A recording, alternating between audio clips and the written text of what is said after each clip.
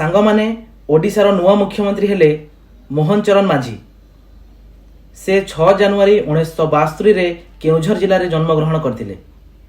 तांकु वर्तमान 52 वर्ष बयस। से जड़े आगधाड़ीर ट्राइबल लीडर अटंती। से 1993 मसीह चंपुआर सीएस कॉलेज रु बीए एवं 2011 मसीह एलएलबी मध्य करछंती।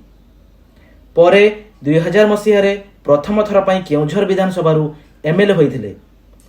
2000, 2004, 2019 एवं 2024 रे से 4 थर केउझर रु एमएलए भावरे दायित्व निर्वाह करछंती। एथि सहित केभी सिंह देव एवं प्रभाती परिडा ओडिशार उपमुख्यमंत्री भावरे कार्य निर्वाह करिवे। जय हिंद।